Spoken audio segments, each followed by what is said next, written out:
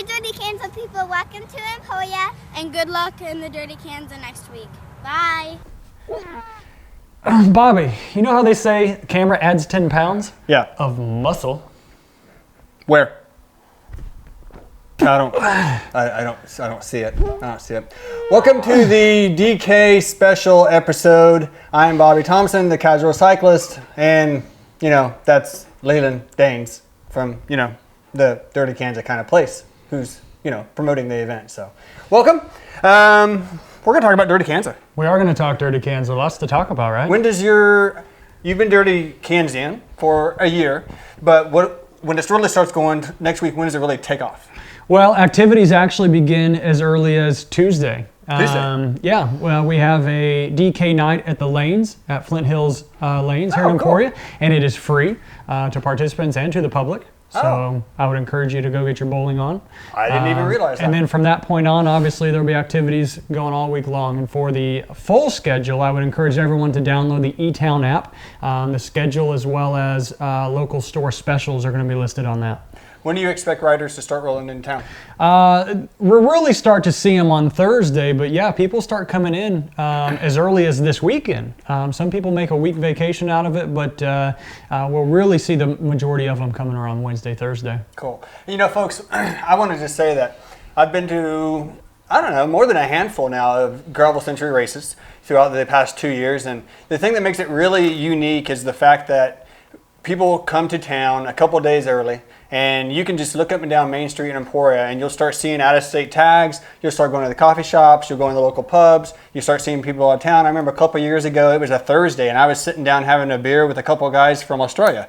It's just, and that's kind of the build-up to it is what makes it such a unique event. Yeah, it's not as though we know every last person in Emporia, but you just kind of look at people and they're not from around here. Right. And so it's really easy to go up to someone and be like, hey, you here for Dirty Kanza? Because they're not from here. Yeah. So, very exciting time.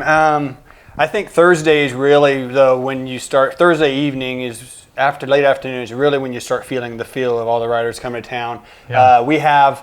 That's the first kind of riding event. We have a Thursday evening ride that's put on, and Team Mulready's here in town leads that rollout. And I think last year we had over 100 riders from out of town. It's typically 30 miles. Last year it was wet, so we did it on pavement, but it's a good chance to meet people coming in from out of town, get their goals Shake for the weekend. legs out, yeah. Shake legs out. From the travel. Yeah, it's typically a moderate pace.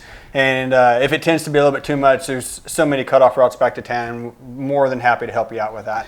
And this year, the group ride on Thursday will end back at the Granada Theater, and there will be Live in the Lot going on the 10 block of West 8th Avenue. And Eric Murphy, Ben Weaver of Salsa Cycles will be performing. Food, beverages. Yeah. And for your information, Live in the Lot is typically, it's a half a block, all parking lot. Bands will come out and put on a nice concert for us and sit out and enjoy the weather. And the weather before Thursday, Friday, and Saturday look great right now in Emporia. Yeah, it's looking good. So the Weather Channel did their thing. They got it right. And perfect weather. Was Frank helping us out on that one? Frank! Meteorologist from Cake News.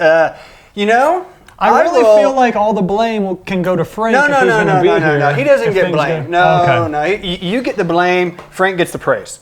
Oh, okay. So I think that's how his job works. If it's bad, it's my fault, and if it's good, it's his. Yeah, they got a tough gig. They get enough blame from other people. We're gonna lay the praise down on them for ordering up this batch of weather. So yeah, it's gonna be great. Friday morning, we have an even shorter community ride, but it's typically more people involved in that. This year, is it going to start at? Still starting from the Granada Theater. Okay. I think our defending champion, Yuri Oswald, is going to be on that ride as well. And I think he is planning on ending that ride at Gravel City Coffee. Yes, correct. So we'll have some coffee, and she's got some good scones in there. Hang out with Yuri and get everyone's take. It's a great time to talk about bikes, and that's why we're all here. We love cycling, and we love being on the gravel. And so Friday we start registration starts at 10 a.m. Is that correct? Yeah, and that'll be conducted in the Granada Theater from 10 a.m. to 9 p.m. Okay. There'll be 2 riders meetings. one at 1 o'clock in the afternoon and one at 5. And if you can't attend one of those, our wonderful producer Matt will actually be filming the first riders meeting. Nice. That way we can put that on our website. And so if you can't physically be at the Granada Theater, we do encourage you to watch that. Lots of good information. Okay. We end the day with the pasta dinner.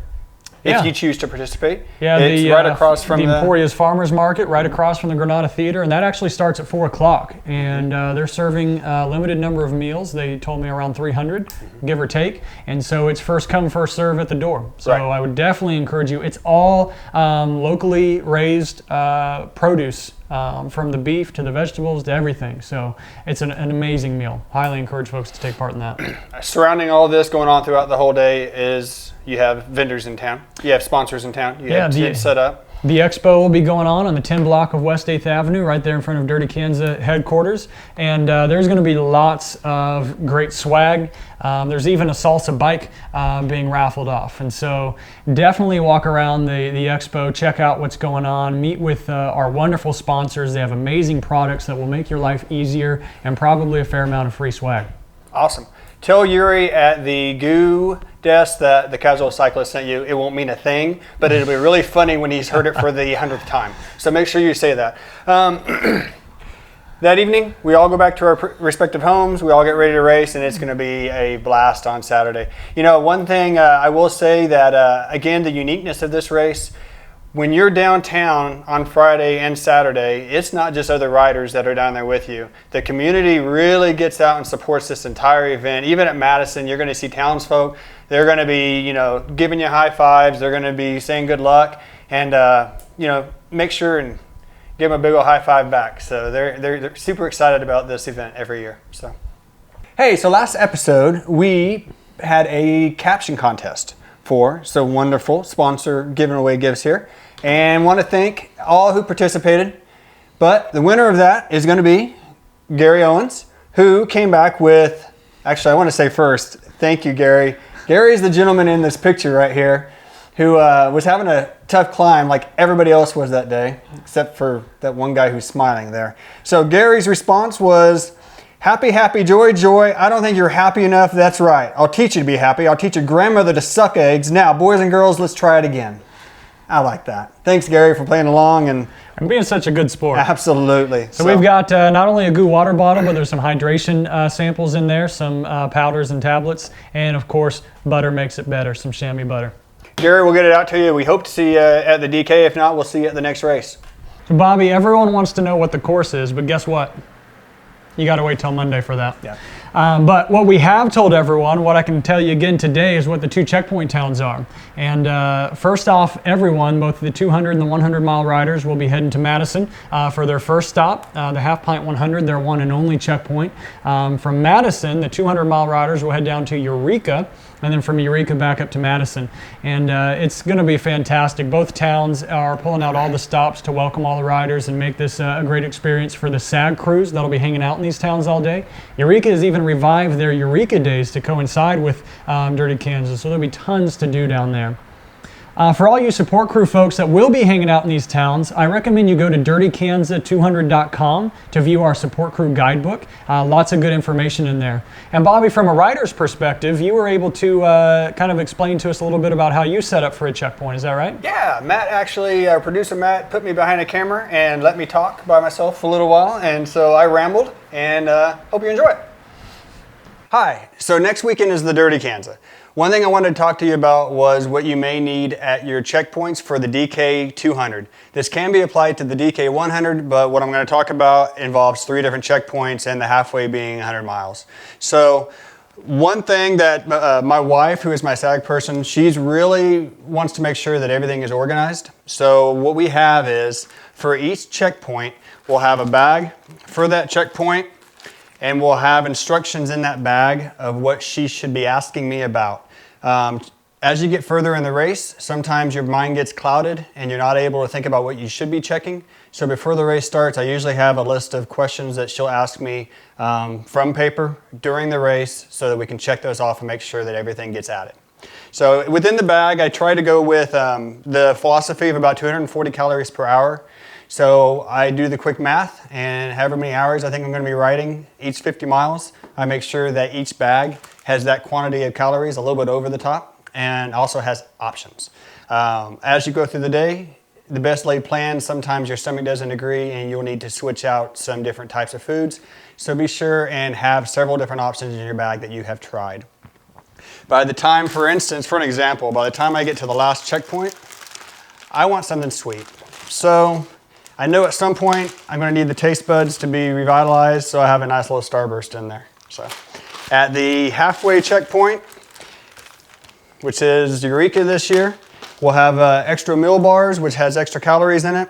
We'll have, I usually have like a Rev sandwich. It's easy to grab on the go if I'm feeling good and want to get out of there, or I can sit down and eat it real quick. We usually have, you know, a little bit more comfort food at the 100 mile. You have potato chips, you may have a pickle. I usually have a little bit of the Coke. I go with a resealable bottle so that I drink about half of it, reseal it, and either save it for the next checkpoint or tuck it in the jersey pocket so I can have a little pick-me-up on the course. I do go with 3 water bottles on the bike. For the first 3 legs, the water bottles will have the Goo Octane drink in them. For the last leg, I usually switch to, I may have some Scratch Labs in there. I may still do a Goo Octane. I may just go with some water at that point in time. My stomach is a little bit weaker by the time I get to leaving the 3rd checkpoint, so I like to have some different hydration options to make sure I'm still drinking. Otherwise, I'll just stop drinking. 4th checkpoint, as I leave, I like to tuck one of these in the back jersey pocket, just in case. If I get about 10 or 15 miles away from town and I'm feeling good still, I like to have a little Red Bull as a victory lap coming into town. Also in my kit are Tums. These have been lifesavers for me. If I start feeling a little sick out on the course, pop a couple of these and I'm usually good for a while. That's food. The other thing that we talk about at the checkpoints is you want to make sure that your bike maintenance is on par.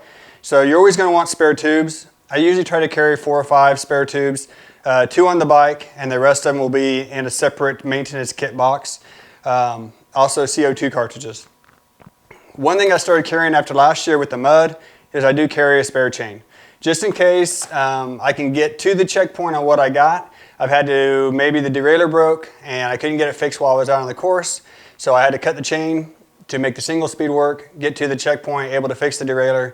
Chain's too small now, so put a new chain on there and take off and go. Obviously, chamois butter, every checkpoint, use it often.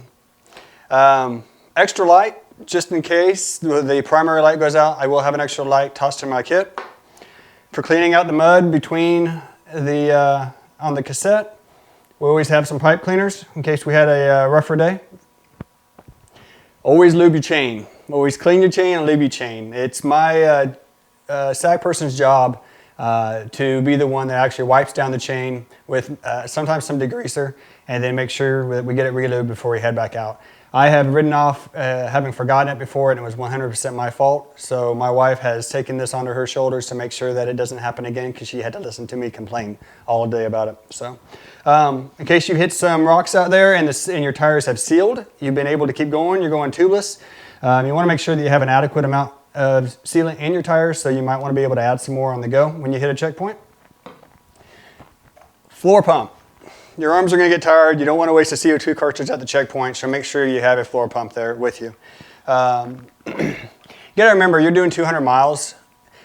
100 mile century is enough, but to do that twice, you basically are restarting your day again. So you want to make sure that when you get to the 100 mile part, you just take a little bit longer, breathe, relax, think about what you need to do, and start your day again.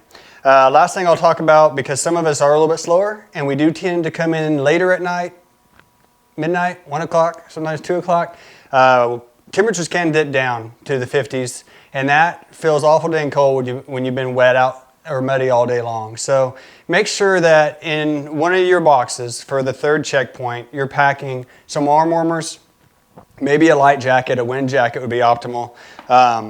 You may want a pair of spare socks at that time. It's whatever makes you comfortable for that last 50 miles. Main goal is to get in here, so I hope you do, and hope to see you at the finish line and give you a big old hug when you're there. Thank you.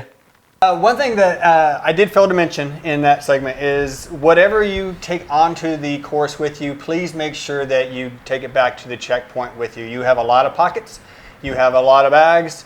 Put your trash back on the bike or on yourself. Yes, there will be recycling bins at all the checkpoint towns, as well as specific Terravale and goo recycling bins for all goo wrappers. So be sure to stash your trash, as the kids say. Perfect. We have some more Q&A questions. We thought we had done a special episode last week, but apparently we have a lot more to answer, so they're fun. Go. What you got? Look, compliments of Matt Fowler, address as shown. Oh, that's new. So send him all your fan mail. Okay. Okay, let's see. I guess I'm kicking this off here. Bobby, what is your idea for a backup to the GPS should your GPS fail you? That's happened to me. So it's a long day for some of us. Forever. Well, so yeah, and some of us are, we're slower riders. So yeah, you need to. The cue sheets that we normally throw away in the trucks when we do the 50-mile races and the 100-mile races that we're given, a good thing to do would be to put that cue sheet for each segment into your sag bag, so that when you get to checkpoint 3, where it's going to start getting dark afterwards, and where your Garmin is going to start dying, you also have your cue sheet to go along with you. You always want to fall back and rely on that. Definitely, I would say. I mean, really, what I normally do is the cue sheet, even if I don't look at it, I put it into a sandwich bag and I tuck it up underneath my riding shorts. You're going to forget about it if you're not going to use it, but it's always there just in case you need it. And with, we're going to have water crossings here and there, but even there you sweat a lot. So put it into a sandwich bag and just tuck it away. It's not going to bother you. I've never gotten any kind of rash or anything from that. So I think it'd be a great thing to have. Yeah, in addition to the GPS route, Dirty Kanza provides cue sheets, paper cue sheets to all riders that sign in, and we'll also provide a PDF link to a map if you prefer to print off your own map as well, if you're more of a map reader. So great alternatives if the GPS dies on you. Unfortunately, they don't help save your Strava data file. That's still lose that. So, okay. Question number 2: how do you hold your cue sheets? Oh, great follow-up question. Bobby, as he said, stuffs them in his pant leg. Mm-hmm. I tend to, again, personally, I don't go off cue sheets first and foremost. I use my GPS. So my cue sheets typically live in my back pocket, or yes, as Bobby said, sometimes I'll stuff them in my pant leg if I want to get them in and out. But no, bad. We're talking here. Oh, I'm sorry. The people need to know. Okay. But there are a number of products out there. A lot of companies. Bar Yak comes to mind. They sponsor Dirty Kanza, and they make products specifically designed to hold cue sheets and maps on the in the cockpit of your bike or on the handlebars. So there's a lot of great products out there. Do some research and you'll find, or get some ideas, get creative, and create your own cue sheet holder. The reason I don't, personally, I have a lot of gadgets. A lot of people hate gadgets. I have gadgets a lot on my handlebars, and so it's hard for me to add things like that. So that's why I have them tucked away. Okay, Bobby, with the weather forecast, what do you expect the route to be like? With the weather forecast that I saw as of an hour ago, because I told you in the last episode that I tend to watch the weather hour by hour, we have 3 great days leading into the Dirty Kanza.